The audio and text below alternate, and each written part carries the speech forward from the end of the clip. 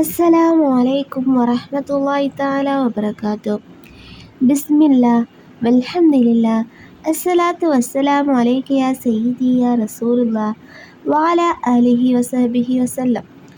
പ്രിയപ്പെട്ട മുഅ്മിനീങ്ങളെ, ഇന്നത്തെ ക്ലാസ്സിലേക്ക് സ്വാഗതം.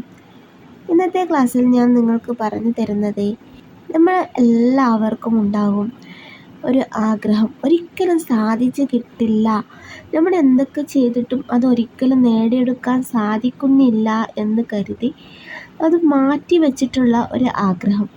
ആ ഒരു ആഗ്രഹം സാധിച്ചു കിട്ടുവാൻ വേണ്ടിയിട്ടുള്ള ഒരു മാർഗമാണ് ഞാൻ ഇന്ന് നിങ്ങൾക്ക് പറഞ്ഞു തരുന്നത്. പുണ്യമാക്കപ്പെട്ട ഈ റജബ് മാസം തീരുന്നതിന് മുന്നേയായിട്ട് ചെയ്താൽ മാത്രം മതി. 3 ദിവസം തുടർച്ചയായി ചെയ്താൽ മാത്രം മതി. ഇൻഷാ അല്ലാഹ് അല്ലാഹു സുബ്ഹാനഹു തആല നമ്മുടെ എല്ലാ ഹലാലായ ആഗ്രഹങ്ങളും നമുക്ക് ഖൈറാണെങ്കിൽ അത് എത്രയും പെട്ടെന്ന് സാധിച്ചു തരുമാറാകട്ടെ. അതുപോലെ തന്നെ എല്ലാ അസുഖങ്ങളും ശിഫയാക്കി റാഹത്തുള്ള സന്തോഷവും സമാധാനവുമുള്ള ഒരു ജീവിതം നൽകി അനുഗ്രഹിക്കുമാറാകട്ടെ. കടങ്ങളെല്ലാം നീടുവാനും വീട് പണി എത്രയും പെട്ടെന്ന് പൂർത്തിയായി അതിൽ സന്തോഷത്തോടെയും സമാധാനത്തോടെയും നമ്മുടെ മക്കളുടെയും ഭർത്താവിൻ്റെയും ഭാര്യയുടെയും എല്ലാം കൂടെ ജീവിക്കുവാനുമൊക്കെയുള്ള ഭാഗ്യം എത്രയും പെട്ടെന്ന് നടപ്പിലാക്കി തരുമാറാകട്ടെ. ഇന്നത്തെ ക്ലാസ്സിൽ ഞാൻ നിങ്ങൾക്ക് പറഞ്ഞു തരുന്നത്, നമ്മുടെ എന്താഗ്രഹം സാധിച്ചു കിട്ടുവാൻ വേണ്ടിയിട്ടുള്ള ഒരു മാർഗമാണ്. അത് എന്തെന്ന് വെച്ചാൽ, സൂറത്തുൽ ഫത്ഹ് 21 തവണ 3 ദിവസമായിട്ട് ഓതുക. അതായത് വുളുവൊക്കെ എടുത്ത് വൃത്തിയായി ശുദ്ധിയായി ഒഴിഞ്ഞിരുന്ന് ആരോടും ഒന്നും സംസാരിക്കാതെ സൂറത്തുൽ ഫത്ഹ് ഓതുക. 3 ദിവസം 21 തവണ എല്ലാ നിസ്കാര ശേഷവും ഓതുക. പിന്നെ ഒഴിവുള്ള സമയങ്ങളിലും ഓതുക.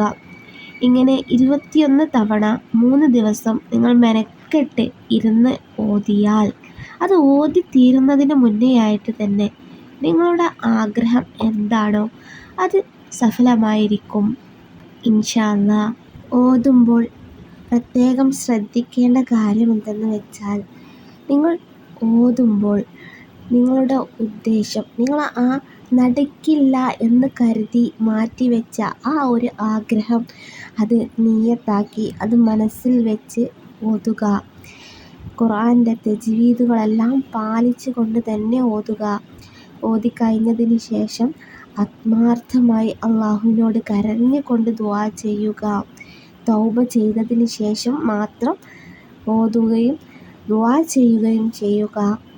ഈ കാര്യങ്ങളെല്ലാം ശ്രദ്ധിച്ചാൽ മാത്രം മതി. ഇൻഷാ അല്ലാഹ് നിങ്ങളുടെ ആഗ്രഹം എന്താണോ അത് സാധിച്ചു കിട്ടുന്നതായിരിക്കും. അല്ലാഹു സുബ്ഹാനഹു തആല ഇത് നമുക്ക് ഓതുവാനും ഫത്ഹ് സൂറത്ത് ഓതിയതിൻ്റെ കാരണത്താൽ ആഗ്രഹങ്ങൾ സഫലമാകുവാനും തൗഫീഖ് നൽകുമാറാകട്ടെ.